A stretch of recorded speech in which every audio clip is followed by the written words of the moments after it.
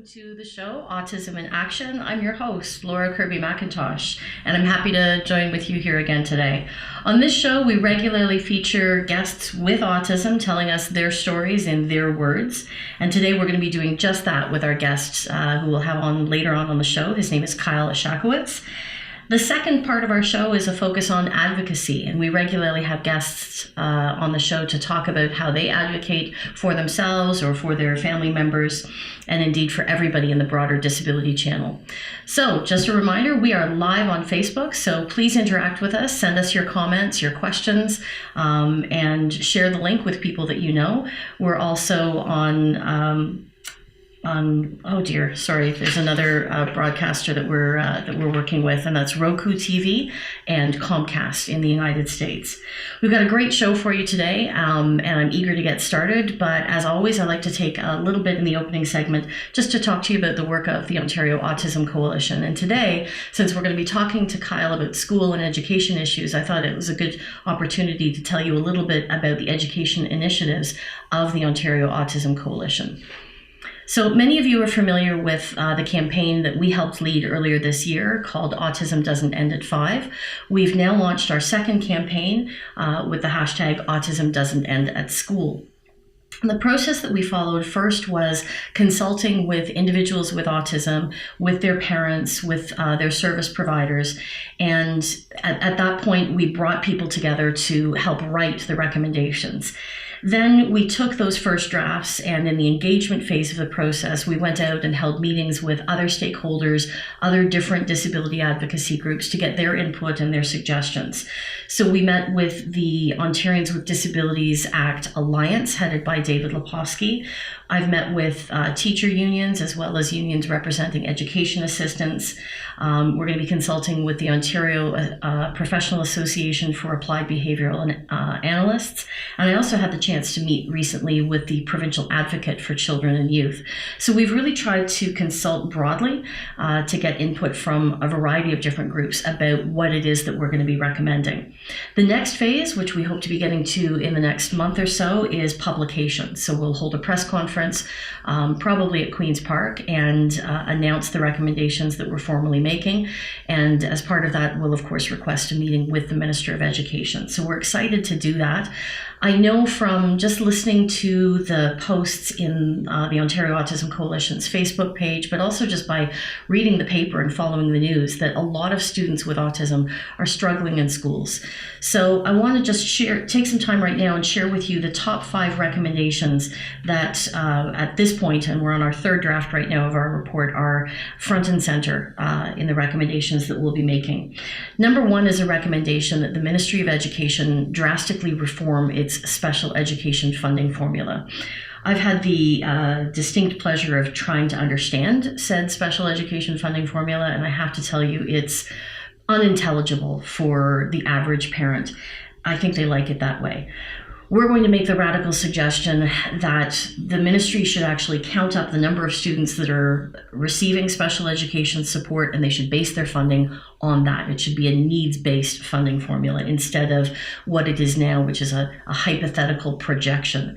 We want to make sure also that the special education funding actually makes it directly to the schools where it's needed, and that it's funded at an appropriate level.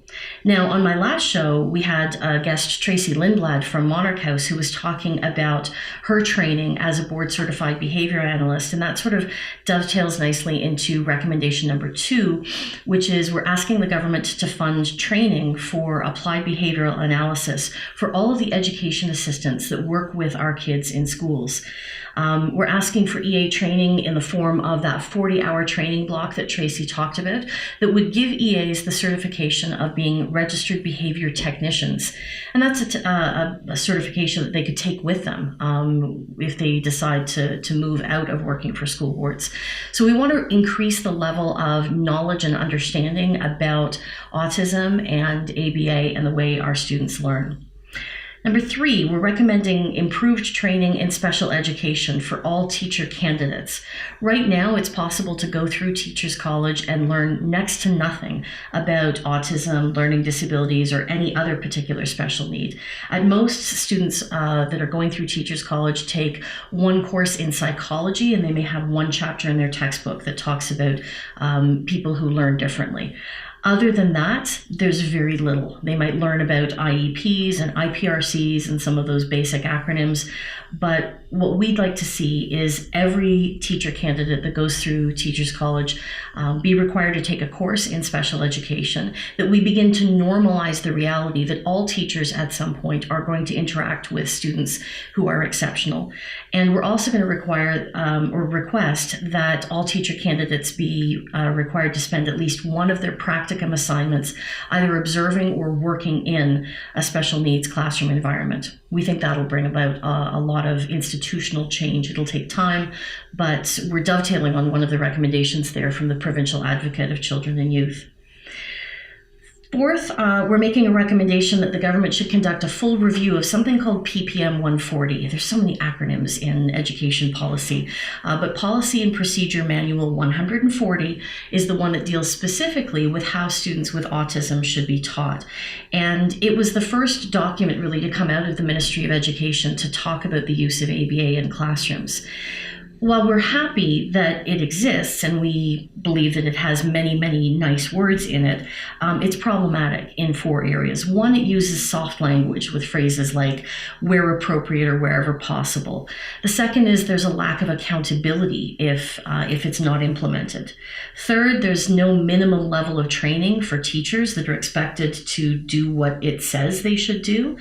And last, there's no directive for any sort of collaboration or consultation with outside agencies that are also serving learners that have autism spectrum disorder. So that's our 4th recommendation. And then last, we're asking that the Ministry of Education establish a demonstration school and or a provincial school for students with autism. We're not saying, of course, that all students should be sent to this school, but it's a system that exists for other exceptional learners. There are currently 4 provincial and 3 demonstration schools for students who are deaf-blind, and those who have severe learning disabilities. We'd like to see a similar school set up for students with autism. We'd like teachers to be able to go there to receive intensive training. And we believe that the provincial and demonstration schools are something that should exist for students with autism as well. So there you have it. There's our top 5. What do you think? Give us your feedback and your comments on Facebook Live, or you can email me directly at laura.kirbymacintosh@gmail.com. Interact with us in our OAC Facebook group. We're going to take a short break right now, and when we come back, we're going to talk to our special guests. So don't go away. Equitech Employment Equity Solutions is Canada's #1 subscription-based outreach provider. Equitech's outreach network takes your employment posting and job information and distributes it directly to over 800 outreach partners nationally. Driving the qualified candidates you're looking for right to your door. So why not connect to the largest diversity broadcast portal and be a part of Equitech's diverse and comprehensive outreach strategy today? Check us out at www.equitech.ca. Socially Served is sponsored by Equitech Employment Equity Solutions. Life has a way of throwing you curveballs. Sometimes you're lucky enough to see it coming. Other times it just hauls off and hits you in the face without warning. When my second child was born and turned out to be special needs, that was a curveball that neither my first wife nor I saw coming. However, it's not the fact that life saw fit to hit us with this challenge that matters. It's the daily struggle to adapt and overcome that makes us who we are.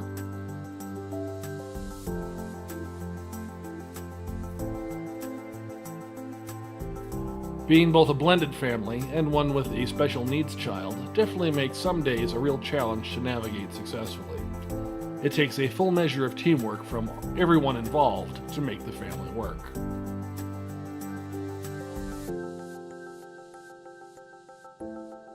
Most days, we don't have it all together, but but together, we have it all. Hi, everybody. Welcome back to Autism in Action. It's time for me to introduce today's guest. Kyle Echakowitz is an awesome young man who happens to have autism. And I first met Kyle actually almost a decade ago on a baseball field in Thornhill, where both he and my son were members of something called the Diamond Division, which was a great baseball team that launched, many legends. Kyle, since then, has completed high school, has graduated, and is now currently studying social work at Seneca College, or York University at Seneca College. Sorry? Seneca at York. Seneca at York, correct.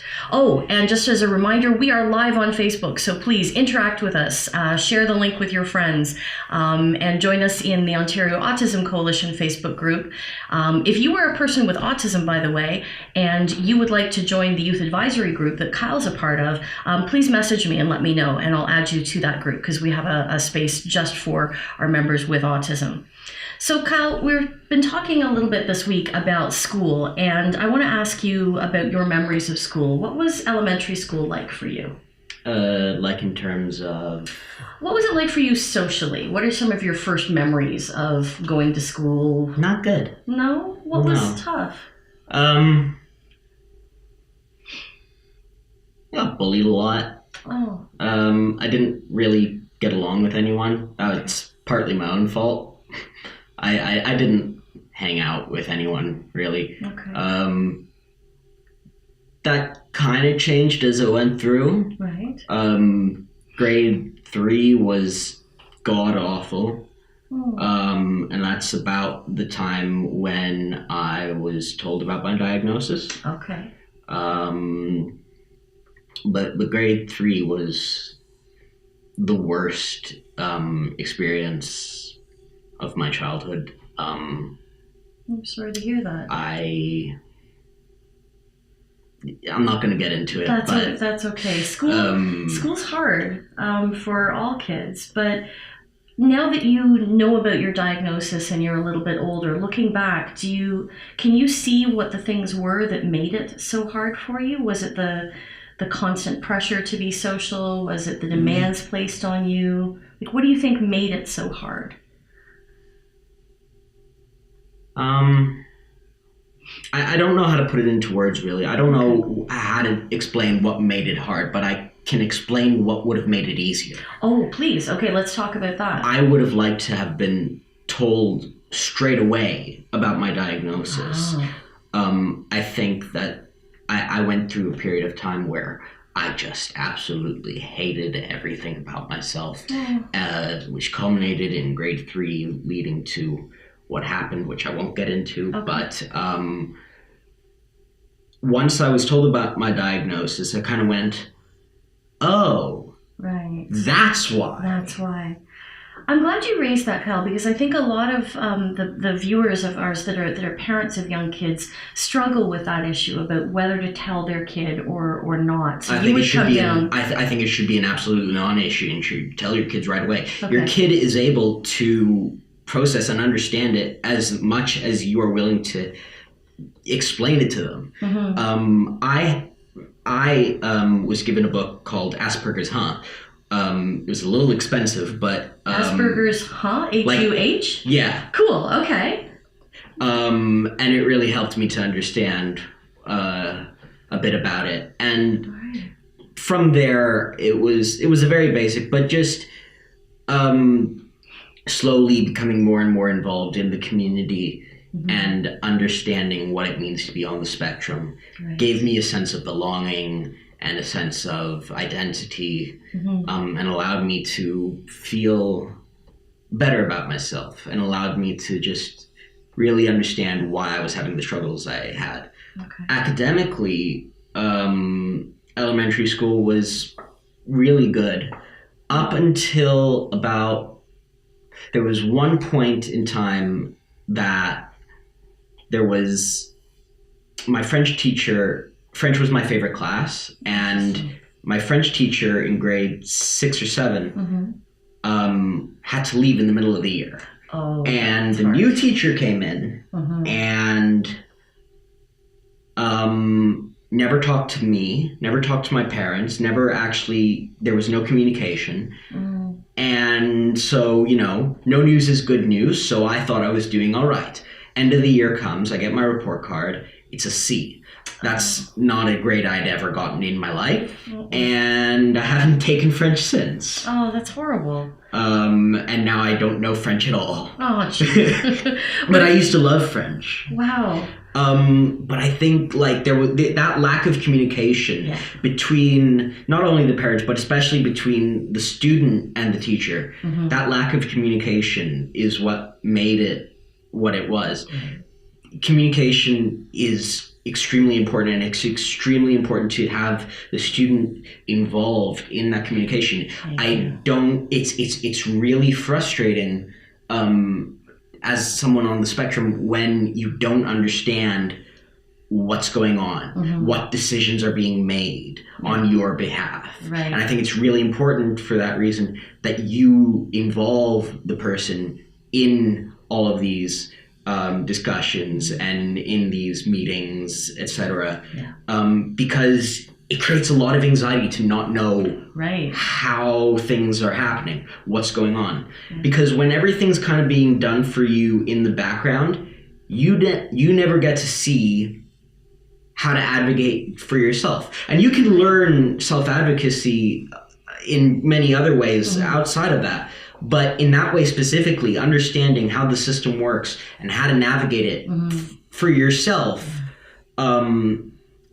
it's a really frustrating thing to not know. Yeah.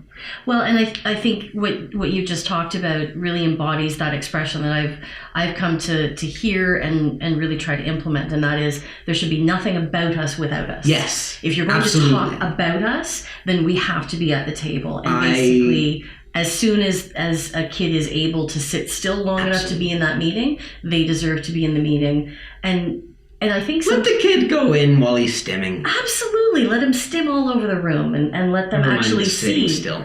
Yeah, forget the sitting still. You're right. You're right. Why should we? Let's have the meeting on the floor. Yeah. Right? I'd like to see some of those high-paid school board officials get down on the floor. I agree. Right? And I think sometimes it's really important for them to actually physically see the kid that they're talking about.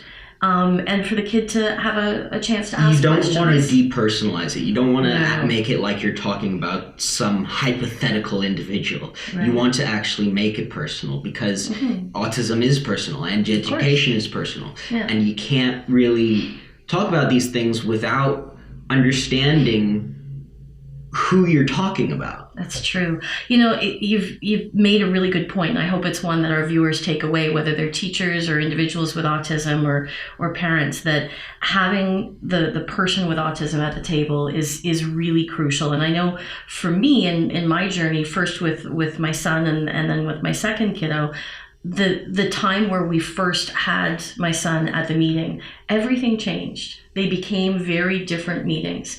And your point about learning self-advocacy is another really good one. Now, before the break, you had a chance to listen to me talk about some of the OAC's top recommendations for the Ministry of Education. Do you want to comment on any of those, or do you want to talk about your ideas about what you think would make the education system better for students on the spectrum?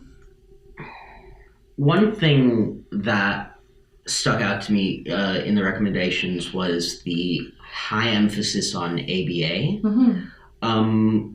A lot of people on the spectrum are highly, highly uncomfortable with it. Okay. And while I understand that there are benefits to it, I think that it should be on a case-by-case basis. So with regards to the I think it was the fourth point, or no, not the fourth point. The point about having the training for EAs, that part I don't necessarily agree with. Okay. I think ABA is something that is, it needs to be a decision on an individual basis, and it's not something that should be just applied to everyone. It's not for everyone, and I think that if it's used with the wrong people, it can go awry. Right. So I think that yes, have EAs that have that training, don't require it of them, Okay. and don't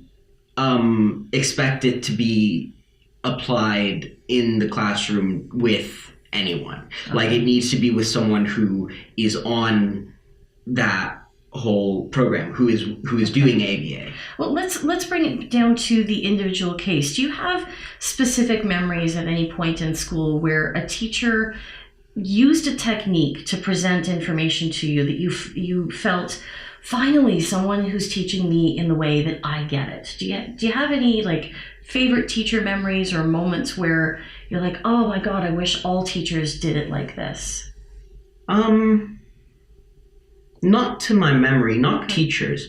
There was a tutor, a math tutor that I had in grade 12. Okay. Who I had that kind of moment with. All right. But tell me a little bit about that. What did the tutor do that was really helpful for you? well, it was one-on-one, and it was we went through each question slowly, and the concepts were explained in a concrete way that I could apply in concrete examples, rather than having abstract or arbitrary examples like, what is the volume of this cookie jar? Like, why do I need to know that?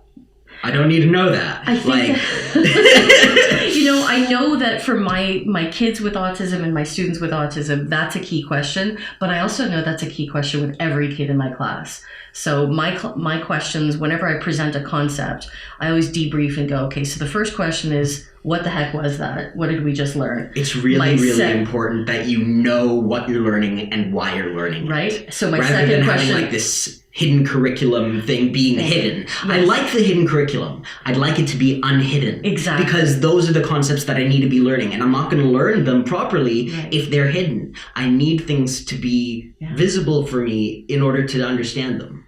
So for the teachers out there, what I'm going to recommend that you do is look at each of your lesson plans or each of the things that you present and start with the question, what? What is this about? Then the second question has to be, so what?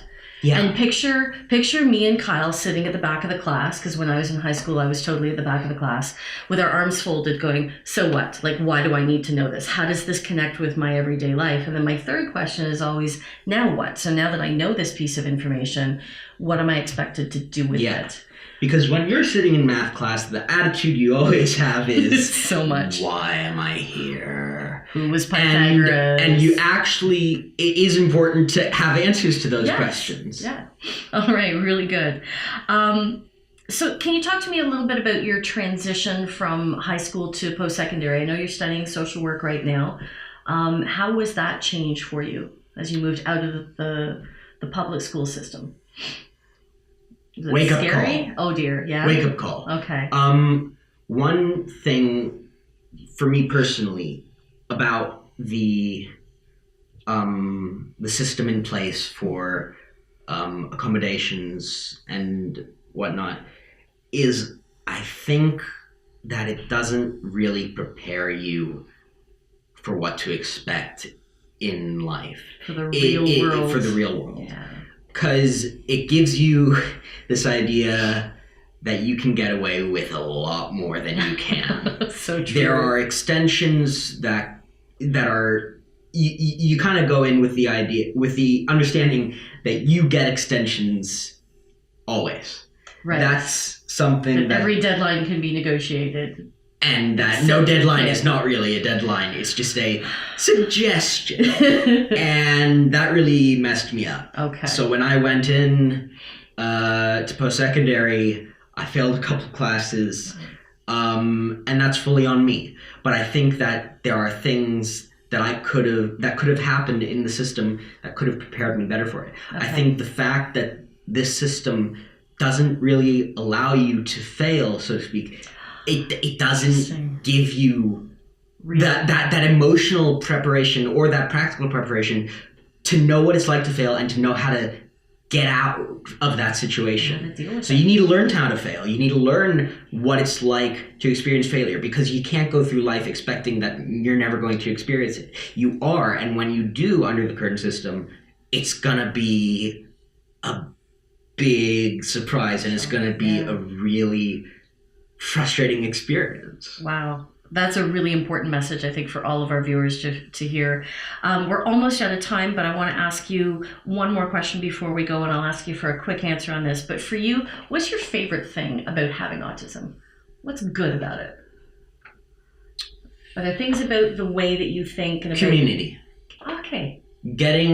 Having that identity and having that sense of community within the autism spectrum, getting to network with other people on the spectrum, that is something that more than makes up for the social deficits. Because when you and everyone else around you has social deficits, you have something to talk about. That's awesome. And I think that's true for everybody, autism or not autism, but find your tribe, find other people that are like you and hang out with them. Kyle, I've really enjoyed this interview. Thanks so much for being so honest and open and for the really good advice you've given us. We have to take another quick break, and when we're back, I just have a couple of quick announcements. So yeah, stay with us, and thanks again, Kyle. Thank you. Plaid Zebra Media is a digital lifestyle publisher and community partner, bridging educational to vocational gaps in youth employment.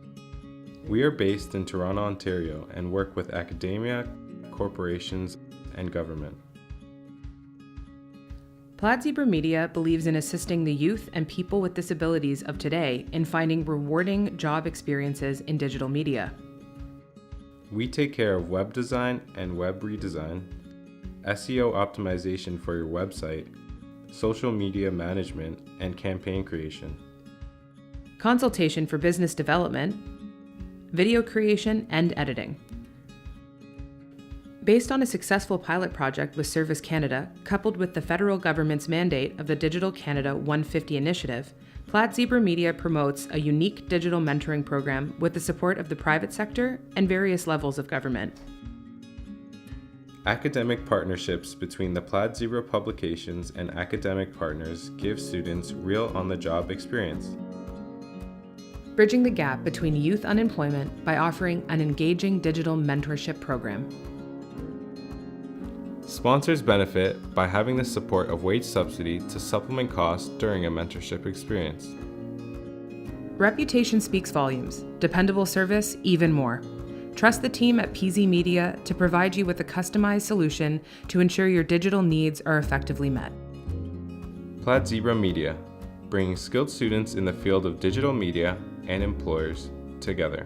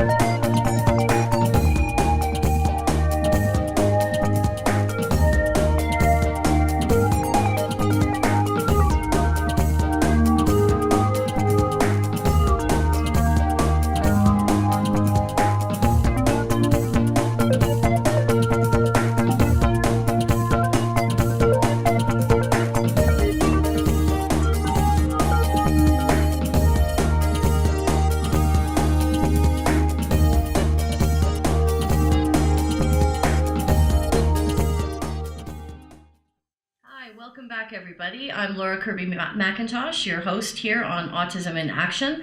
What a great interview we had today with Kyle. Wasn't he incredible? Very quickly, the favorite thing for me about this show is becoming the guests that we have that are on the autism spectrum. So if you're watching this and you'd like to come on the show and you're on the spectrum, please get in touch with me. If you know somebody that you think is somebody that should be on the show, if they're doing something incredible, please let me know. You can get in touch with me in a bunch of different ways. The easiest is by email. So my email is laura.kirbymacintosh@gmail.com. You can also interact with me through all of the different social media platforms for the Ontario Autism Coalition. So we have our website, This is the shameless plugging part of the show. Bear with me. The website is www.ontarioautismcoalition.com. You can look for us on Facebook. You can find us on Twitter at ONTAutism. And you can also look for the Ontario Autism Coalition YouTube channel.